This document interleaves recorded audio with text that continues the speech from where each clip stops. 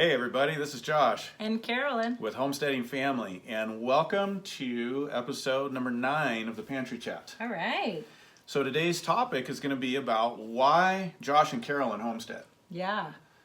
That's a big topic. Yeah, it is a big topic, yeah. And that's kind of taken off of the last Pantry Chat on what is homesteading. Mm-hmm. And a few of you guys were asking about us and why we're doing what we're doing. So We're going to dive into that today.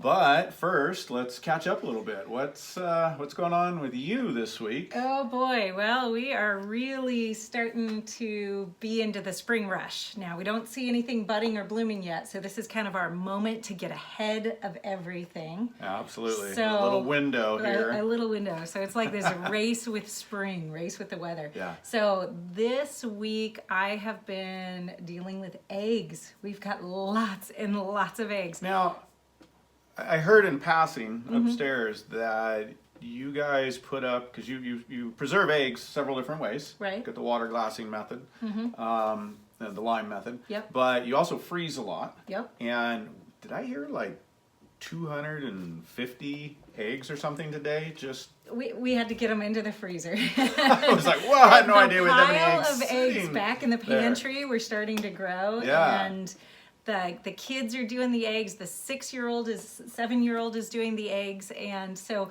they weren't in an order yet, and so I didn't know which ones were newer and which ones are older. So I said, let's just get them all in the freezer and start fresh. And then this next week we are starting to put them in our lime solution. So we'll be putting up lots of eggs. Yeah, so and I think we're getting nearly 2 dozen a day, and we're definitely not at full production. And we have some new chickens coming in the next few weeks, so that's going to go up even more. So I'm curious, we haven't talked about this in a while, different preservation methods. Why freezing? I mean, there's a reason. We don't want to rely on too much frozen, but that's part of our preservation methods. But why do you freeze eggs? What's the benefit? How does that fit into our overall? Right. I love having some of the eggs in the freezer because they're all beat and ready to go, and it just makes preparation time on a lot of things a lot faster for if they're in the freezer, especially for the kids.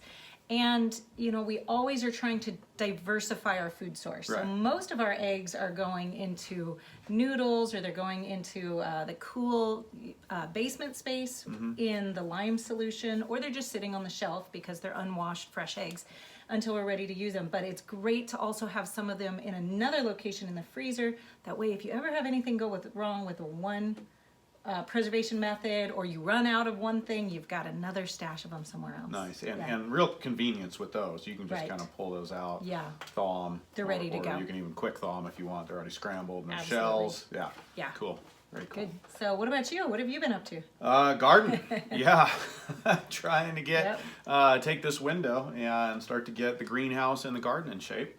So we've got our first seeds in the ground. Yay! Yeah, in the greenhouse, and it's still pretty cool, and it's starting to warm up there a little bit, and those are all leafy greens, basically. Yeah. Spinach, mustards, a little bit of kale, some lettuces, cool weather crops, and so getting those going, and I'm excited about that. That means we've got some fresh veg in the next 21 to 30 days. Yep. Microgreen babies, but we plant them really dense, really tight, so that we can harvest out the microgreens and still let things mature as they grow. That gets us an earlier harvest. I'm really excited about that. And this is the first greenhouse we have ever had. Absolutely. Yeah. So we've gone along lots of years of growing our own food without a greenhouse. And this is not a huge space as far as greenhouse goes, but it's going to get us quite a bit of food in there. We have produced before, as far as veggies, greens, leafy greens, in a space like that, 150 to 200 pounds in a season of leafy greens in that space. So it's a big spot. And next year, because now the beds are prepped, we'll get even a better jump than this year on season extension. Yeah. So we're doing that, and you and I are going to have a seed planting date tonight. Yeah, we are. And, we're going to have our date night in the greenhouse. Yeah, and get our main crop starts into the starting trays. All right. Yeah. I'm excited. That's good. It's good to see things start popping up in greens. And, getting our hands in the soil. And of course, you've already got a lot of perennial starts for your medicinal and culinary garden. Absolutely. I've got a lot. I think I have 8 trays of starts going right now. I counted 576 individual little cells. Cells. I'm counting those as one start. All right. In your program. Back in my program, in the other end of the basement. Yeah, here. and they are annuals and perennials mixed in. Right. I have both of them there, but it's a good start, and some of them are getting up and getting pretty big, and now I just need to get the ground ready to get those guys into as soon as I can get them there. So. And a lot of this is permanence. This is an annual gardening. Like you said, there's some annuals, but a lot of this is permanence as far as medicine, home treating medicine for the family, and culinary herbs. So that'll be good. Once you get those in, then hopefully you're not starting them over again. Yeah, so this is a big start for us. Very, very cool and exciting to just see life starting to pop up out of the ground. Absolutely. And we've got some kittens. Speaking of new life, first I think animals born on this property for us. I think it's so. New to us. Yeah. We just got some barn cats. That we need, and Mama had some babies right off the bat. I think there were 3 kittens born yesterday morning. So the kids are so excited. We're giving Mama some space just to recover a little bit right now before the kids can get out there. But we're all really excited about kittens. Okay, so do we have a question? We this do. week? We've got a lot of good questions. We're going to just hit one right here, and this is from Amanda. Amanda, you sent us a bunch of good questions, and we're going to try to cover them over time here and there. But this ties into today's subject. Your upbringing. Did you grow up on a farm? No? No. When did you decide to tackle this lifestyle, and what was your lifestyle like before homesteading? Has there ever been a time where you ate Kraft mac and cheese? That's a great question. Well, I think we need to qualify our no's, because while neither of us grew up on a farm or a homestead, we both had elements of it in our upbringing. Yeah. So my mom gardened from the time I can remember. There was a point where she had chickens, but when I was very little, but I can't remember that. But I have a picture of me with all the chicks of my mom's when she was doing that. And she has always made home-raised or home-cooked meals. Yeah. So I definitely had a lot of the elements present. Right. Yeah. Yeah, and I definitely had influence too. My grandma always gardened a little bit, not any sustenance gardening, but always gardened a little bit. And she specifically got me out there when I was little, and that just gave me a love for having my hands in the soil. And Dad always managed property in the mountains somewhere, and often was around cattle and livestock. Okay. And then, of course, I worked on a cattle ranch for 7 years in my 20s, and we both grew up in the mountains and around livestock, and again, a lot of touch and go. So we weren't really living a homestead lifestyle, right? But we had a lot of influence. Yeah, we had a lot of elements of that, and certainly I was around horses a lot growing up. Yeah. And so we had a lot of that, but not really anything like what we're doing. Right, yeah. And yes, there was a time when we ate a lot of Kraft mac and cheese. And what is that other? Oh, top ramen. Top when we ramen. First got married, we ate. Yeah. Oh, it's embarrassing how much top ramen we ate. Well, a lot, but we were shoestring budget we when we were married. So broke, and food seemed expensive. I guess food still is expensive. It was then, and I think it is more so now. Right. So yeah, we ate a lot of Kraft mac and cheese, a lot of top ramen. Yep. Yeah, and sprinkled in a few goodies in there in the early days. Yeah. And even then, we were trying to grow something on the balcony of our little apartment. Right? We were even way back then at that point. Yeah, that's right. Yeah. And as for now, do we ever eat macaroni and cheese? Occasionally, yes, Occasionally, we still do. Yeah. And now what's funny is, the kids will beg me. In fact, this morning they were saying, could we please have Cheerios one day for breakfast? Like, it's this exciting thought that one day maybe Mama would let them eat something like cereal for breakfast. And so we don't do it very often, but usually it's some sort of a goodie, which is a great relief and break for Mama too. Well, and life does get pinched for us. While we provide a high percentage of what we consume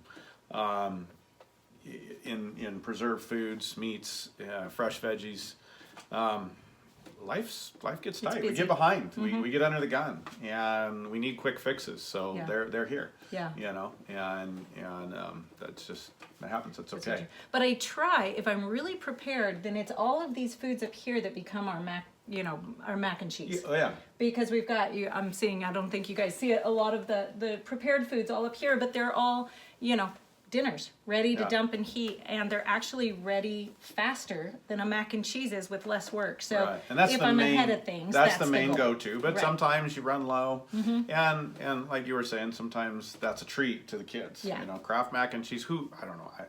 I loved it as a kid. I don't think I ever got sick of that. No, I don't think we did either. Tuna we liked it too. Yeah. Little donut toy. There you go. Yeah, good stuff. That's the way to go. So yeah, Amanda, we do. And did we get all of that question? Well, how did we decide to tackle that lifestyle? Because there's multiple questions there, and that kind of leads right into. That's really going to get right into what we're talking about. Why do we homestead? Why did we get started on this journey, going from some country experience and touch and go to hey, we want to live it. We want to produce most of our food. We want to live on the land. We want to work with animals full time. What got us going there? So let's just use that as a transition into our where was it that we decided to start homesteading? I don't know that we ever made a decision, let's start homesteading. I don't know, but for me, there's a moment in time that I remember that set us on a journey before homesteading or growing all of our own food was really even part of the picture, and it revolves around health. Right? Yeah. I don't know. I was wondering if you would play off of that. I'm trying to guess on that. Well, it was our first doctor visit for our first son. Yeah, right. Where we went in and we were getting well baby visits and went in to go get a vaccination for a child, the first baby. And I remember so clearly the doctor came in, did the exam, and said, okay, the nurse is going to come in with 2 shots and give him 2 shots. And he walked out, and the nurse came in. I've got a screaming baby who's getting shots, and he gets 3 shots. And we went home that night, and I thought, well, I didn't think a lot of it at the moment. You're dealing with this baby who's screaming and crying. And I got home, and he got terribly feverish. He got very sick that night. And so I called up, and I said, could we have given him an extra shot? Well, they only had 2 shots on record. And it was a wake-up call to us that we don't know what just happened. So it made us really go back and start researching. Well, it made us think. It just made us start asking questions that maybe we hadn't asked before. Yeah. And that really began an interest in health and understanding what are we consuming, what's it doing to us, and and then that naturally, well, what can we do about it as we were learning? And vaccinations was just a part of it, but started learning about medicine, about food, about healthy food. What is the food that we're consuming, and that really started a health journey. Yes. As new parents concerned about our children. Yeah, absolutely, wanting to make sure that we were well researched and making good decisions. Yeah. So as that grows, we came to the conclusion that we wanted to eat very cleanly. I mean, we'd say organically today. I'd say that organically in the organic sense, not the certified sense. Right. But, and as we looked at that, wow, that is expensive. It is very expensive. To live and buy all of your groceries as organically as you can. That's hard to obtain. It is, especially as you start getting a family, you're feeding children, you're feeding more children, and you start looking at the prices, and some of those top line, what do you call those, dynamic accumulator foods, where you're really the toxin accumulators, where you're talking the meats and the fats and the milk, that's really where you've got this heavy toxin load sitting in your food, and those are really expensive if you're going to buy those organic or raw or grass-fed or whatever it is that you're looking at, and it just gets kind of out of a normal household budget price range. Yeah. Really quickly, actually. Yeah. No, it does. And then you want to look at the vegetables behind that and all of that, and it's hard to do. So we started going, well, we can grow some of this in our backyard. Yeah, and like a lot of people, we started with as big a garden as we could put in the backyard. Chickens, and chickens. Yeah. And it was a small backyard. It was not acreage like we're on now. It was enough to do quite a large flock of meat birds, though. We fit those in. I remember that first That wasn't our first time butchering chickens, but it was the first time in a long time in our little backyard. We tried to butcher like 75, I think, chickens, meat birds that we had raised by hand. Yeah, without any machinery. And we were inexperienced, and I was in the first trimester of pregnancy with a baby, and I was already so sick. Yeah. That didn't go well. No, that was actually a pretty rough experience. I was done with chickens for a while. Yeah. But that was part of the journey, and it's grown from there into developing more and more resources. Having larger land, larger resources to produce more of our own food. But a whole lot of other values have also grown out of that journey. Right. They kind of pretty quickly were natural. So, why else do we homestead? So number one, I think for us right now is health. Yeah, and that's always been number one. And we have seen that play out over the years as we just see how healthy and vibrant our children are, our own health generally is. We are amazingly blessed. We really are. When it comes to health issues outside, we actually haven't had a lot of broken bones or major injuries either, but those are really the only reasons we've, had to, go into the doctor. Absolutely, yeah. And we're very blessed in that. Yeah. And I think have been rewarded for the work the that we work. put in. Yeah. So another reason that I think we just started experiencing and realizing as we were raising our own food with a healthy focus is we started working together. And things started happening. Of course, we all want a healthy family and want everybody to get along and have a good community in our family and around us. But we started to see that as we were working together the way we wouldn't have other ways. And so that value, I think, of family working together. Yeah, the relationship strength really grew by working alongside each other. And, there's an element here where some of the things that we do in our homesteading life is just hard work. It's dirty, it's not nice, it's uncomfortable. So maybe a lot of it. A lot. Doesn't mean it's not fun. It doesn't mean it's not rewarding or fun. Yeah. But it just gives you that opportunity to kind of struggle and have small successes together as a family. Yeah.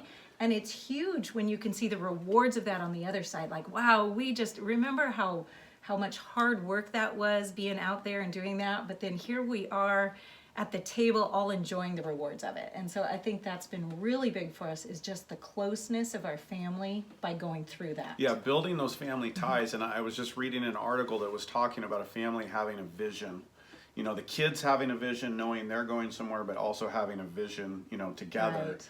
And how much that does for family bonding, for the kids growing and having a sense of place and working towards a common goal. Yeah. And part of that's struggling towards a common goal and then experiencing both failures and successes. Yeah, definitely. I would definitely say that that's true. And then as you're doing that, as you're working together with a family, you're spending more time working together as a family. You also end up with more opportunities to help out your community around you as a family. Yeah. And that ends up giving the kids these really lot closer ties to their community and to the society around them than they would have otherwise. Absolutely. And I think that's been really important to us and to the kids to just know kind of where they fit into the community has become really special. Yeah. So Yeah, it really has. Yeah. And naturally from that is the character development that we see that comes naturally from living this lifestyle. And that as we saw that in the younger kids and as we were growing and deciding where we were going to go with all of this, you really see a lot of natural character building because you are struggling through different things. You are problem solving. You are having to persevere. Just going out and feeding the animals in the winter. Yeah. is, teaching you to keep on going. I mean, that's just one example. But and each person has to develop a lot of responsibility. Right. Because, if that one child doesn't get out there and take care of the chickens, mom and dad are watching and making sure everything's getting done. But if they don't take care of it, there's a consequence with the chickens. Right. They're not taken care of. They're not fed. They don't do well, whatever that is. And so you really have this responsibility growth in people. And, it doesn't take being out shopping very much to see the lack of that in our general society right now. The kids are not in a position where they're having to step up and take responsibility. Yeah. And so it's a real blessing to see this kind of lifestyle yield that in our children. Well, and I think with that, there's not the same sense of belonging. You know, the kids don't have the same purpose.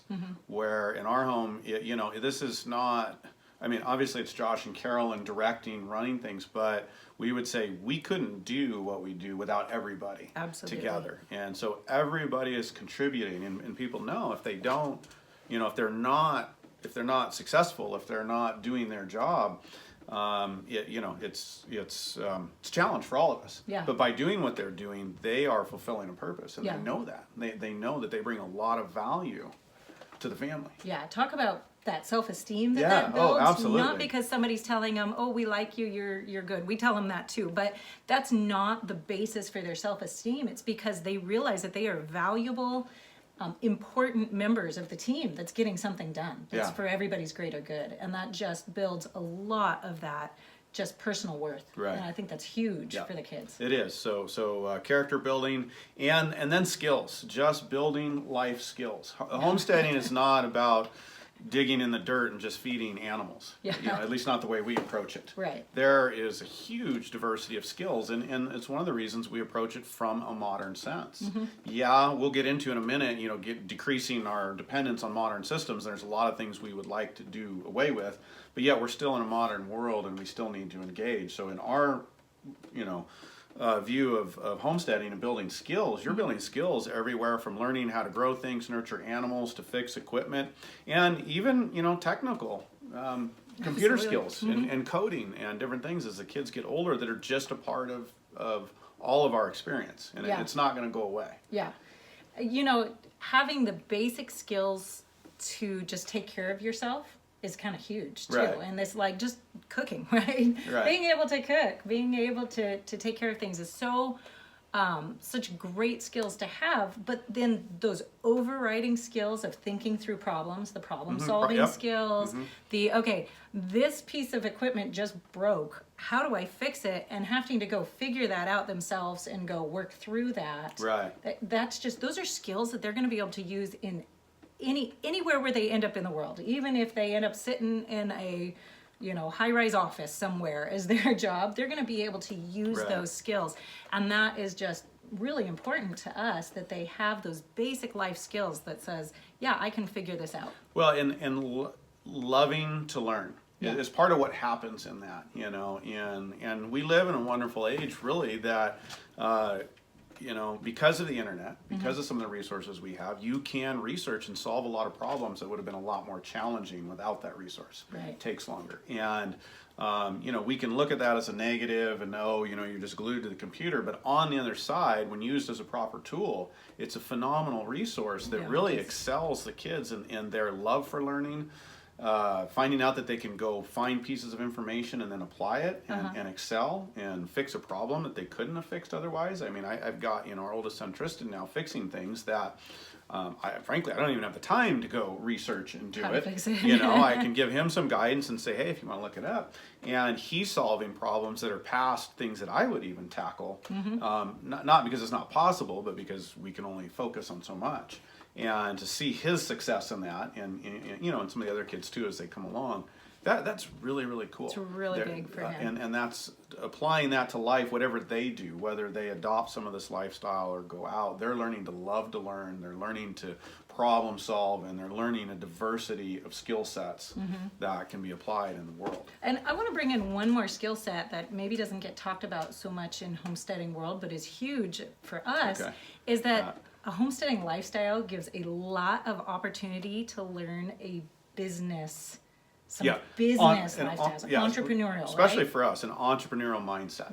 And our kids are always like, how can I sell these eggs? How can I raise more vegetables to be able to sell at the farmer's market? It just gives so much opportunity to develop those skills. That's a wonderful thing. Well, and that leads right into increasing independence, a certain level of independence. And this is not about self-sufficiency as it's used today. None of us are self-sufficient. We all need each other. We don't really want to be self-sufficient. No, absolutely. I mean, that would be a lonely you're on an island. You're on a cave by yourself. And so that's really not the goal. But do we want more self-sufficiency? Do we want more independence? Do we want to decrease our dependence on modern industrial systems, which is a big part of what motivates us? Absolutely. And what are some of those modern industrial systems? That's kind of a hot topic word right there. Yeah. You know, so. Well, obviously the food system. Food system's a big one. You know, and the medical system, and they go hand in hand. We have a gigantic medical system because we have a food system that isn't producing basic nutrition. Right.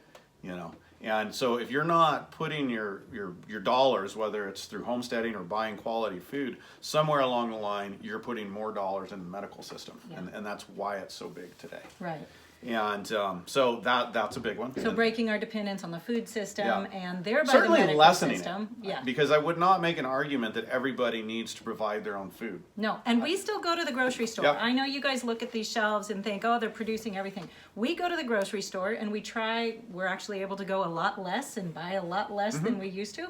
But you know, it's not that we're 100% self-sufficient, like we're saying. We're not even trying to be 100% self-sufficient. But we do want to get less dependent on the industrial system and rely both more on ourselves and our community.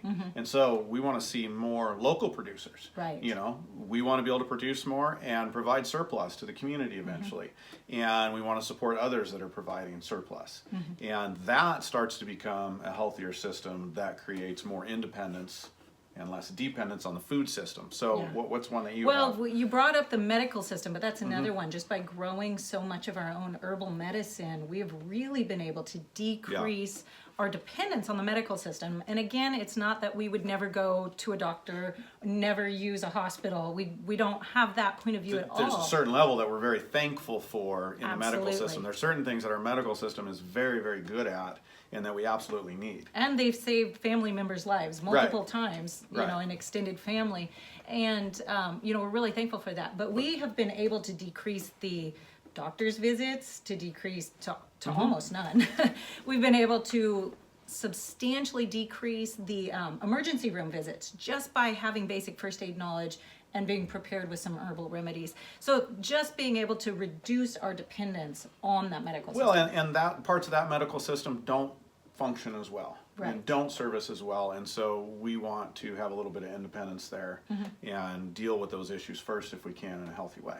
So quickly, let's talk about a few other ones. We've got the education system is another big system. Absolutely. And it's, you know, it is more and more producing a mindset of a follower mindset and just fit into the box, fit into your little spot instead of an independent thinking person. And unfortunately, a lot of us humans don't fit into the box. So that means we sure don't. We don't. But that means that a lot of people are getting kind of left out and marginalized and not helped out where they really need to be helped in order to be their best and to gain the skills. So. And so then you have your other, I know we're getting down on time, you have your other ones that everybody think of, you know, with off-grid or independence in your electrical system, your water system, oil. And those we're not so quick to abandon yet. They're helping us build independence in other ways, and it's building the skills to do without those in our mindset. That eventually we would love to take the power lines down. We have our own water. We're very fortunate here for that. And so, but it's moving towards that continually. And because those systems can go down. They actually can go down very easily. And so we absolutely want to be prepared to live without them and, you know, and maybe eventually just live without them permanently. That would be great. And also, you know, even if they don't go down in some big, massive, you know, the end of the world as we know it event, there are moments where you can just say, look, we'd like to be able to live without paying the power bill this month, you know, for whatever reason that is, whether it's a job loss or, you know, whatever the circumstance is having the skills to be without that. And that's important to us. Yeah, it really is. So we're getting out of time, and there's a little bit of a tour of why we do what we do. We'd love it if you guys would comment and either email us or share a little bit with us about why are you on your journey. And you know, where are the similarities, and maybe there's some things that people are thinking out there that we didn't cover or we're not thinking of. And okay, so next week we're going to take a turn a little bit. And we're going to get into the garden and garden planning, I think, garden planning. That's a big topic. Kind of dive into how we think about approaching a garden, planning it, obviously for the result of getting food into the home and into the pantry. That's right. So we will look forward to seeing you guys on the next Pantry Chat, and leave a comment for us below. We'll see you soon. Goodbye. Bye.